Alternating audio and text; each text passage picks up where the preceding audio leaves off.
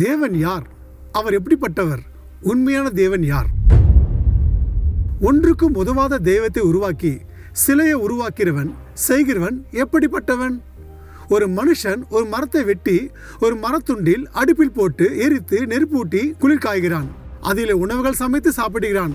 அதில் மீந்த துண்டை மனுஷ சாயலாக மனுஷ ரூபத்தின்படி ஒரு சிலையை உருவாக்கி அதை தெய்வமாக வணங்குகிறான். நீ என் தெய்வம், என்னிடம் பேசு என்றும் தன்னை ரட்சிக்கும்படியும் வேண்டுதல் செய்கிறான்.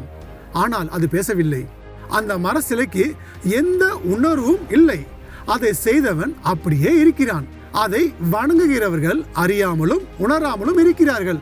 காணாதபடிக்கு அவர்கள் கண்களும் உணராதபடிக்கு அவர்கள் இருதயமும் அடைக்கப்பட்டு இருக்கிறது.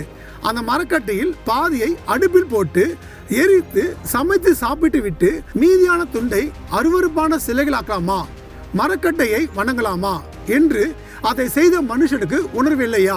ஆம், இன்று அநேக மக்கள் அப்படித்தான் வாழ்கிறார்கள். சிலைகளை உருவாக்குகிற யாவரும் வீணர் என்று ஏசாயா 44:9 முதல் 20 வரை வேதாகமத்தில் எழுதப்பட்டுள்ளது. பொய்யான தெய்வத்தை வணங்கி அது உன் ஆத்துமாவை சீரழிக்க விடாதே. எச்சரிக்கையாயிரு. நானும் ஒரு காலத்தில் அப்படித்தான் இருந்தேன். உண்மையான தெய்வம் யார் என்று அறிந்து கொண்டேன். உண்மையான தெய்வம் ஒருவர் உண்டு, அவர்தான் இயேசு கிறிஸ்து. அவர் எப்படிப்பட்டவர்? அவர் பரிசுத்தமுள்ள தேவன். அவரை போல் யாரும் இல்லை. பரிசுத்தம் இல்லாமல் ஒருவனும் தேவனை தரிசிப்பதில்லையே. அவர் பொய் உரையாத தேவன், இருக்கிறவரும் இருந்தவரும் வருகிறவருமாகிய சர்வ வல்லமுள்ள தேவனாகிய கர்த்தர் அவரே.